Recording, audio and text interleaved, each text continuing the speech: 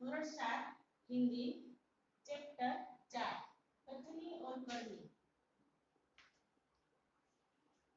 मानव जीवन प्रभु की अनमोल देन है।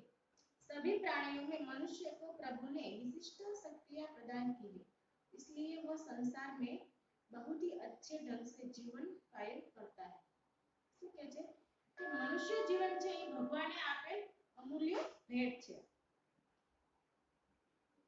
બધા જ પ્રાણીઓની અંદર જે મનુષ્ય છે, માનવ છે, એને ભગવાને ઘણી બધી વિશિષ્ટ શક્તિઓ આપેલી છે કે જેને આધારે તે સારામાં સારું जीवन जीवी सके છે। मगर सभी लोग हर समय सही काम नहीं करते हैं।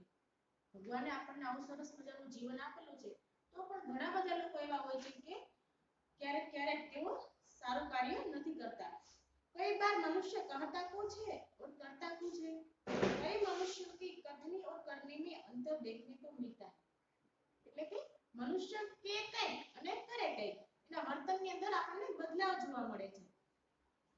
इस बात को प्रस्तुत निबंध में उजागर किया गया है। આ પાઠની અંદર આપણને એ વસ્તુ સમજાવવામાં આવી છે। फूल सबको अच्छे लगते हैं। पार्क में लोगों के आने जाने से उन्हें यह लगा कि लोग इन फूलों को तोड़कर ले जाएंगे। उन्होंने एक तख्ती के ऊपर यह लिखकर टांग दिया कि फूल तोड़ना मना है। तो फूल આપણને બધાને ખૂબ જ ગમે છે, એટલા માટે બગીચાની અંદર લોકોની અવરજવર તો ચાલુ જ હોય। એટલે જે બગીચાનો માળી હતો એને એક કાગળ ઉપર પૂઠું એમાં લખીને લગાવી દીધું કે ફૂલ તોડવાની મનાઈ છે। आते जाते सब उसको पढ़ते, कोई भी फूलों को नहीं तोड़ता। पर मजे की बात तब सामने आई जब लोगों ने तख्ती लगाने वाले सज्जन को बड़े सवेरे जल्दी जल्दी फूल तोड़ते देखा। मजा क्યારે આવે છે કે આવતા જતા લોકો જે જોવે છે કે વહેલી સવારની અંદર જે વ્યક્તિએ ફૂલ તોડવાની મનાઈ છે એવો બોર્ડ લગાવેલો છે, એ વ્યક્તિ ઝડપથી ફૂલ તોડે છે। वे अपनी शर्म मिटाने के लिए बोले, पूजा के लिए तोड़ रहा हूं। પોતે સૂચના લખેલી હોય, પછી પોતે પોતે ફૂલ તોડતો હોય એટલે કોઈ જોઈ જાય તો આપણે કેવી શરમ આવે, એટલે પછી કઈક બહાનું તો કાઢવું પડે, એટલે એમ કહે છે કે ભાઈ હું તો પૂજા માટે ફૂલ તોડું છું। એટલે એ કહે છે કઈક અને કરે છે પણ કઈક। બીજી વસ્તુ કે બસોं में लिखा होता है धूम्रपान करना निषेध है। ધૂમ્રપાન એટલે કે પાન મસાલા બીડી સિગારેટ આવું બધું ખાવું નહીં એવું એની મનાઈ છે, ટૂંકમાં બસમાં ખાવાની એવું લખેલું હોય, બોર્ડ મારેલું। एक बार यात्रा करते हुए देखा कि एक यात्री ने बीड़ी जलाई और पीने लगा। उसे देखकर कंडक्टर ने कहा, भाई साहब बस में बीड़ी सिगरेट पीना मना है। उसने जलती बीड़ी खिड़की से बाहर फेंकवा दी। बस ની અંદર લખેલું કે ધૂમ્રપાન કરવાની મનાઈ છે, પણ એક વ્યક્તિ છે જેવી સિગારેટ જલાવે છે, પેલો કંડક્ટર છે એને કહે છે કે ભાઈ બસમાં ધૂમ્રપાન કરવાની મનાઈ છે, તું બીડી છે બારીમાંથી ફેંકી દે। थोड़ी देर बाद कंडक्टर ड्राइवर के केबिन में जाकर बैठा, सिगरेट जलाई और दोनों पीने लगे। जो હમણાં થોડી વાર પહેલા પેલા પેસેન્જર તો એને ના પાડી કે ભાઈ બીડી પીવાની મનાઈ છે, અને થોડી જ વાર પછી પોતે પાછો પેલા ડ્રાઈવરની કેબિનમાં જાય છે, ત્યાં જઈને સિગરેટ જલાવે છે।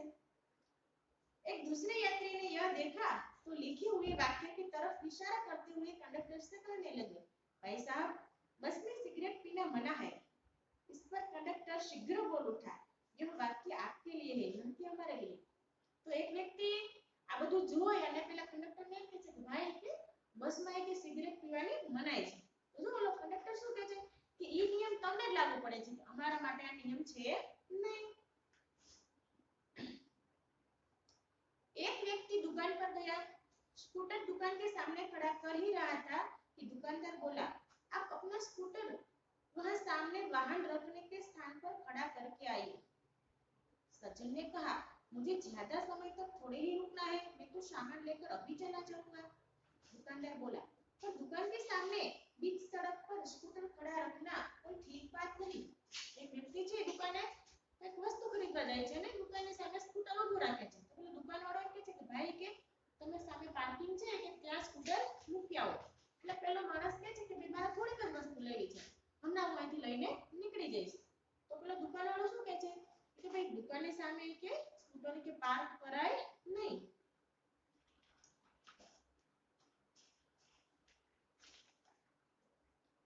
सज्जन ने स्कूटर वाहन खड़ा करने के स्थान पर ले जाकर खड़ा किया और वापस आकर सामान खरीदने लगे। પછી પેલો જે માણસ આવ્યો તો ખરીદવા માટે પોતાનું સ્કૂટર છે એ સામે પાર્કિંગ છે ત્યાં મૂકી આવે છે પછી વસ્તુઓ ખરીદે છે। इतने में स्कूटर लेकर लेकर दुकान पर एक लड़का आया। स्कूटर दुकान के सामने खड़ा करके वह दुकान के अंदर चला गया। इतनी बार में एक छोकरो छे એ દુકાને આવે છે અને સ્કૂટર છે દુકાનની સામે રાખે છે અને દુકાનમાં એક વસ્તુ લેવા આવે છે। इस पर उस सज्जन ने दुकानदार से कहा, आपने इसे मना नहीं किया? तो वह बोला, ये तो मेरा बेटा है। શું થયું? પેલો સજ્જન માણસ તો એને કહે છે કે હે દુકાનવાળા ભાઈ તમે કે આને તો ના પાડી કે અહીં સ્કૂટર રાખવાની। તો પેલો દુકાનવાળો શું કહે છે કે ભાઈ ઈ તો મારો દીકરો છે એટલે આપણે નિયમ ઘડેલો હોય તો બીજા માટે છે એમ। દુકાનવાળો છે પોતાના દીકરાને સ્કૂટર મૂકવાની ના પાડતો નથી।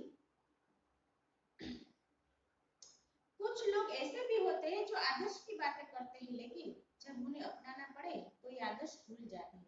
ઘણા લોકો એવા પણ હોય છે કે મોટી મોટી સારી સારી વાતો કરતા હોય કે આપણે આમ કરવું જોઈએ વડીલોને માન સન્માન આપવું જોઈએ તો ઘણા બધા આદર્શોની વાતો કરતા હોય પણ જ્યારે પોતાના જીવનમાં એનો અમલ કરવાનો થાય ત્યારે એનો અમલ કરતા નથી।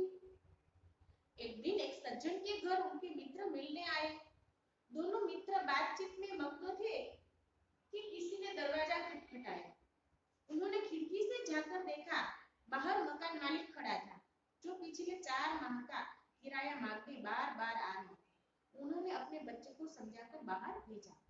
एक દિવસની વાત છે એક માણસ છે એની ઘરે એનો મિત્ર એને મળવા આવે છે તો તે દિવસે કોઈ દરવાજા ઉપર ખટખટ કરે છે તો કોણ આવે છે ત્યાં તો કે જે પોતે મકાનમાં રહે છે એનો મકાન માલિક 4 મહિના ત્યાં ભાડું લેવા આવતો હોય છે એટલે આવડો માણસ છે એના છોકરાને કંઈક કહે છે સમજાવીને બહાર મોકલે છે। जब बच्चा बाहर गया तो मकान मालिक ने उससे कहा तुम्हारे पिताजी से कहो कि मैं मकान का किराया लेने आया हूँ। तो કહે કે તારા પિતાશ્રી હોય તો એને કે તારા પપ્પાને કે હું મકાનનું ભાડું લેવા આવ્યો છું। बच्चे ने तपाक से जवाब दिया। तपाक એમ કે ઝડપથી એને અંદરથી સમજાવીને મોકલ્યો કે તારે આમ કહેવાનું છે એટલે ઝડપથી બોલે છે कि पिताजी ने कहा है कि वे घर पर नहीं है।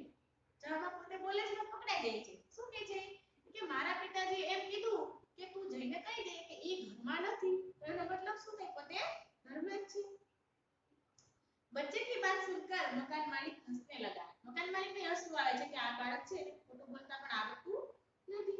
घर पर बैठे मित्र के चेहरे पर भी मुस्कान आ गई। એના ઘરે જે મિત્ર મળવા આવ્યો હતો એ પણ હસવા લાગે છે जिसे देखकर वे सज्जन पानी पानी हो गए। एक सज्जन ने अपने पोते को यह सिखाया था कि हमें कभी किसी काम को गलत ढंग से नहीं करना चाहिए, सदा अपनी बारी की प्रतीक्षा करनी चाहिए। શું કહે છે કોઈ વ્યક્તિ છે એને પોતાના દીકરાને એવું સમજાવ્યું હતું કે ક્યારેય પણ કોઈ ખોટું કામ કરવાનું નહીં। बिल जमा करवाने वालों की एक दिन की बात है जब बिजली के बिल जमा कराने गए साथ में उनका 8 वर्षीय पोता भी था। एक व्यक्ति છે એ बिजली घर એટલે કે જ્યાં વીજળીનું બિલ ભરવાનું હોય ત્યાં બિલ ભરવા જાય છે અને પોતાના દીકરાને સાથે લઈ જાય છે। बिल जमा कराने वालों की लंबी कतार देखकर एक कोई उपाय सोचने लगे। હવે લાંબી બધી લાઈન હોય તો આપણને જોઈને ઓ આમાં ક્યારે વાગ આવશે એટલે કે વિચારે છે કે શું કરવું। उन्होंने खड़े हुए लोगों को ध्यान से देखा। आगे ही एक परिचित व्यक्ति खड़ा दिखाई दिया। मैंने જોયું તો આખી લાઈનમાં આગળ એક વ્યક્તિ છે ને એને ઓળખીતી હતી।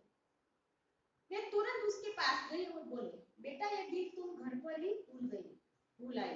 શું કહે છે ઓલા ભાઈને તો ખબર નથી આ કોણ છે ખાલી પોતે એને ઓળખે છે તો ત્યાં જઈને શું કહે છે ચાલે ભાઈ કે તું આ બિલ તો કે બેટા કે ઘરે જ ભૂલી ગયો તો એમ કરી પોતાનું બિલ એને આપી દે છે એટલે હું પોતાનો વારો લાઈનમાં આગળ આવી જાય। लो इसको भी जमा कर दो कि आ बिल तो घरे भूल गया तो आने पण जमा करावी दीजिए।